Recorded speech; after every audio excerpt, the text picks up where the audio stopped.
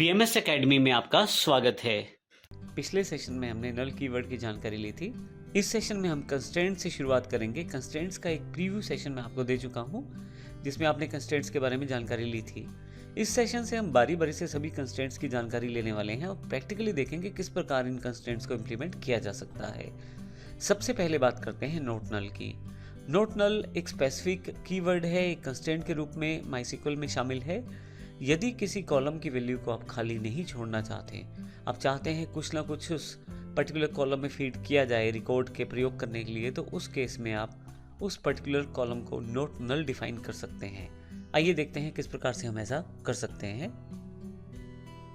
अब यहाँ पे हमारे पास दो टेबल डिफाइन किए गए हैं नीचे। सबसे पहला नल वैल्यूज़। अगर आप कोई स्पेसिफिक वैल्यू अलाउड नहीं करेंगे तो डिफ़ॉल्ट रूप में माइस्क्ल जो है वो स्पेस या नल वैल्यूज़ को प्रयोग कर सकता है, और आप भी नल वैल्यूज़ को डिफाइन कर सकते हैं वैल्यूज़ एंटर करने के लिए। लेकिन अगर आप राइट हैंड साइड वाले टेबल को देखें तो यहाँ पे हमने नल वैल्यूज़ को रिस्ट्रिक्ट कर दिया है, रोक दिया है किसी पर्टिकुलर कॉलम में एंट्री करने के लिए। वह पर्टिकुलर टेबल हमारे पास स्टूडेंट आईडी है। यदि इस टेबल के स्ट्रक्चर को देखें तो हमने एक स्टूडेंट टेबल बनाया है, उसमें एक स्टूडेंट आईडी फील्ड है, एक हमारे पास स्टूडेंट नेम और तीसरा स्टूडेंट एड्रेस। मैं चाहता हूँ स्टूडेंट आईडी यानी कि जो एक स्पेसिफिक यूनिक हमने एक डिफाइन करना है कॉलम, जिससे मैं अपनी वैल्यूज़ को एंटर करना चाहता हूँ यूनिकली, तो उस पर्टिकुलर कॉलम को मैं नोट नल कर देता हूँ। इसके लिए मुझे डेटा टाइप डिफाइन करने के पश्चात नोट नल कीवर्ड का प्रयोग करना है। इस तरह से जो नाम है स्टूडेंट के, वहाँ पे मैं नल अलाउड नहीं करना चाहता। वहाँ पे कोई भी जो नाम है उसे खाली ना छोड़ा जाए, वहाँ नल ना एंटर किया जाए, तो इसके लिए नोट नल कर देता हूँ। अगर मैं ये स्पेसिफाई कर देता हूँ तो आप किसी भी तरीके से इन कॉलम्स को खाली नहीं छोड़ पाएंगे, आपको ज़रूरी होगा इनमें एंट्री करना। तो आइए देखते हैं किस प्रकार प्रैक्टिकली हम इसका प्रयोग कर सकते हैं। इससे पहले कि मैं आगे बढ़ूँ, मैं आपको ये बता दूँ कि पहले से हमने आपकी सुविधा के लिए काफ़ी सारी कमांड्स को पहले से ही नोटपैड के अलग फाइल में से सेव करके रखा हुआ है, और आपको केवल कॉपी पेस्ट करना है और उसको कोड को यूज़ करना है। तो आइए देखते हैं किसी पर्टिकुलर टॉपिक को कैसे मैं ढूंढ सकता हूँ। यहाँ काफ़ी सारी फाइल्स मिलेंगी आपको एक्सरसाइज फाइल्स में। आप यहाँ पे सर्च पे बॉक्स पे चले जाएं और यहाँ पे जो टॉपिक आप ढूंढना चाहते हैं वो यहाँ टाइप कर दें। मैं नोट नल टाइप कर देता हूँ। जब आप नोट नल टाइप करेंगे तो आपके पास सर्चिज में नोट नल सिलेक्शन में आ जाएगी इन्फॉर्मेशन।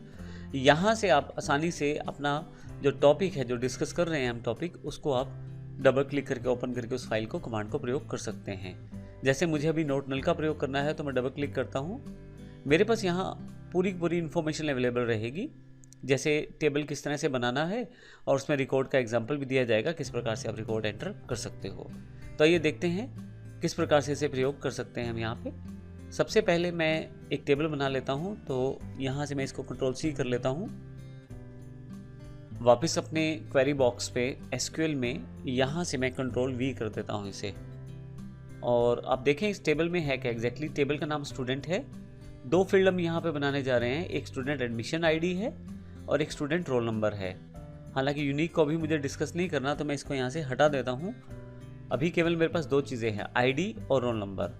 अब ये एडमिशन आईडी और रोल नंबर दोनों अलग अलग मान के चल रहे हैं, और मैं चाहता हूँ कि जो आईडी है वो ब्लैंक ना रहे और उसमें नल भी अलाउड ना हो, तो इसलिए मैंने इसको डेटा टाइप के बाद नोट नल डिफाइन कर दिया है। केवल मुझे यहाँ से गो करना है, मेरे पास टेबल तैयार हो जाएगा। फिर से SQL में जाता हूँ यहाँ से मैं, और यहाँ पे कुछ एंट्रीज करके देखता हूँ। एंट्रीज के लिए भी आप फाइल का प्रयोग कर सकते हैं। मेरे पास यहाँ देखें तो पूरी की पूरी कमांड अवेलेबल है। मैं सिलेक्ट कर लेता हूँ टेबल को और कॉपी कर लेता हूँ, और यहाँ जाके इसे पेस्ट कर देता हूँ कंट्रोल-V के साथ। अब यहाँ पे दोनों वैल्यूज़ डिफाइन है, एक मेरे पास एडमिशन नंबर डिफाइन है और दूसरा मेरे पास रोल नंबर डिफाइन है। अब मैं इसको गो कर देता हूँ। आप देखेंगे रिकॉर्ड एंटर हो गया है। रिकॉर्ड देखने के लिए आप क्या कर सकते हैं, यहाँ से राइट क्लिक करें स्टूडेंट पे और लिंक इन न्यू टैब कर लें, ताकि साथ साथ आप रिकॉर्ड को देखते भी जाए और साथ साथ आप अपना काम करते भी जाएं। तो देखिए एडमिशन आईडी और रोल नंबर यहाँ डिफाइन हो गया है, डेटा इसमें एंटर हो गया है। फिर से मैं शो क्वेरी बॉक्स में जाता हूँ अब की बार, ताकि मेरे पास पुरानी क्वेरी जो है रिटेन रहे। अब की बार मैं चाहता हूँ कि स्टूडेंट का जो एडमिशन आईडी है उसकी वैल्यू ना दूँ, तो इसके लिए मैं ये यहाँ से कॉलम हटा देता हूँ और केवल एक ही कॉलम की वैल्यू स्टोर करने की कोशिश करता हूँ। तो यहाँ से वैल्यू भी हटा देता हूँ यहाँ से मैं नाम के साथ साथ, और गो करता हूँ और वापस चलते हैं वहाँ पे हमारे पास टेबल पे, रिफ्रेश करते हैं।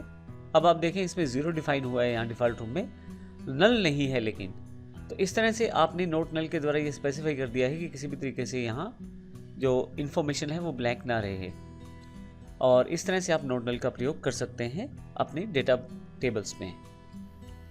आपने जो कंस्ट्रेंट्स स्पेसिफाई किए हैं अपने टेबल्स पे, उनको आप स्टूडेंट के स्ट्रक्चर से भी देख सकते हैं।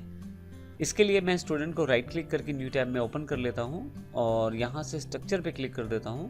यदि आप यहां से स्ट्रक्चर वाइज देखें तो आप देखेंगे कि स्टूडेंट एडमिशन जो हमारे पास कॉलम नेम है या फील्ड नेम है, उसके आगे यहाँ पे डिफाइन किए गए हैं कुछ स्पेसिफिक कंस्ट्रेंट्स, जैसे नल, डिफ़ॉल्ट, कमेंट्स, एक्स्ट्रा, और यहाँ पे प्राइमरी है, यूनिक है, इंडेक्स है। कुछ एक कंस्ट्रेंट्स यहाँ पे डिफाइन कर दिए गए हैं, और जो कंस्ट्रेंट आपने इम्प्लीमेंट कर दिया है या अप्लाई कर दिया है वो यहाँ पे आपको किसी ना किसी रूप में दिखाई देने वाला है। जैसे अगर प्राइमरी की आपने अप्लाई किया है तो इसमें यहाँ पे एनेबल्ड मिलेगा ये ऑप्शन, अगर यूनिक किया है तो वो एनेबल्ड मिलेगा, अभी दोनों डिसेबल्ड है।